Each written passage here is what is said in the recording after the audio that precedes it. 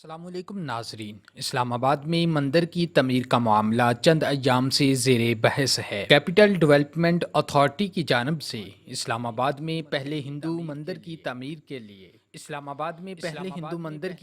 کے لیے زمین مختص کیے جانے کے چند دن بعد اس کی تعمیر کو روک دیا گیا۔ مشہور جامعہ اشرفیہ کے ایک مفتی صاحب نے اس کے خلاف فتویٰ جاری کیا ہے اور اسلام آباد میں ایک وکیل نے اس کی تعمیر کو روکنے کے لیے ہائی کورٹ سے رجوع کیا ہے۔ پاکستان کے سیاسی حلقوں کی جانب سے مختلف بیانات آ رہے ہیں، کوئی تو اس کے حق میں بات کر رہا ہے تو کچھ لوگ اس کی مخالفت میں بول رہے ہیں۔ ناظرین اکرام، وطن عزیز اسلامی جمہوریہ پاکستان، اس میں مندر کی تعمیر اسلام مخالف ہے یا جناح کے خواب کی تعبیر؟ یہ جاننے کے لیے اس ویڈیو کو آخر تک ضرور دیکھیے۔ ناظرین اکرام، اس مندر کی تعمیر اسلام آباد کے سیکٹر H92 میں جاری ہے۔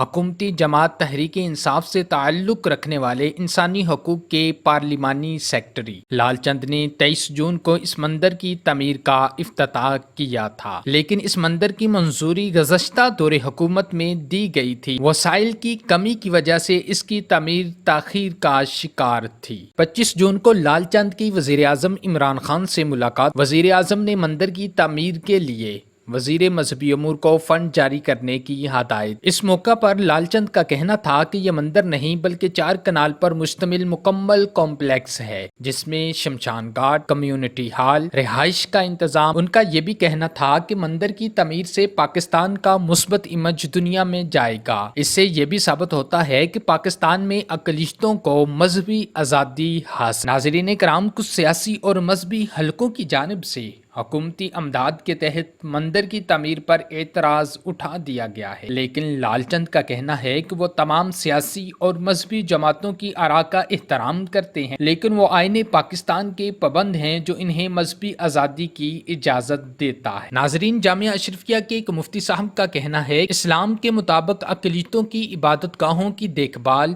اور انہیں قائم رکھنا جائز ہے، تاہم نئی عبادت گاہوں کی تعمیر کی اجازت نہیں ہے۔ مفتی منیب الرحمان نے بھی کراچی میں ایک نیوز کانفرنس کے دوران اسلام آباد میں مندر کی تعمیر کی مخالفت کی ہے۔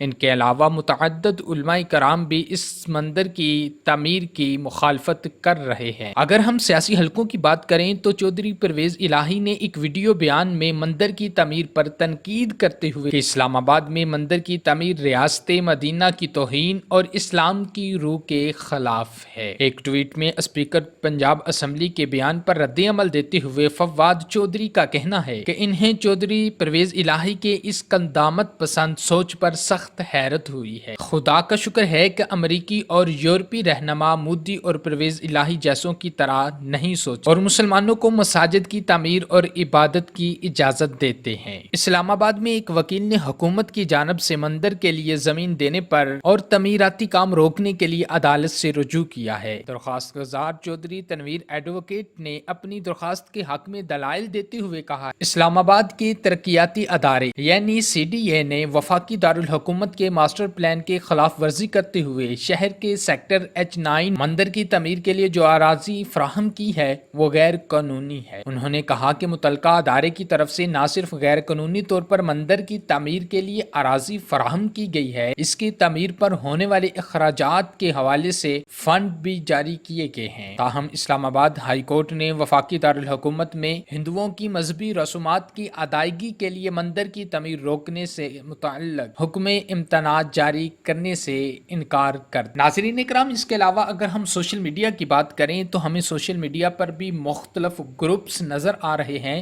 کچھ لوگ تو اس کے حق میں بات کرتے ہیں اور کچھ لوگ اس مندر کی مخالفت میں بولتے نظر آ رہے ہیں، لیکن ایک عام انسان یہ سمجھنے سے قاصر ہے کہ ایک مندر پر اتنا شور کیوں ہے؟ کیا اقلیتوں کا اسلام آباد پر سے حق ختم ہو گیا ہے جو آئین پاکستان انہیں دیتا ہے؟ ناظرین اکرام، اگر مودی انڈیا میں مسلمانوں کی مساجد کو شہید کروائے، ان کو مذہبی رسومات ادا کرنے سے روکے تو وہ ظالم، اور اگر یہی ہم پاکستان کے اندر اقلیتوں کے ساتھ اس طریقے کا رویہ رکھیں تو پھر ہم میں اور مودی کے نظریات میں کیا فرق ہوگا؟ ناظرین اکرام، یہ بات جاننا بھی ضروری ہے کہ اسلام آباد میں تقریباً 3000 ہندو ہیں جن کے لیے ایک مندر بنایا جا رہا رہا ہے۔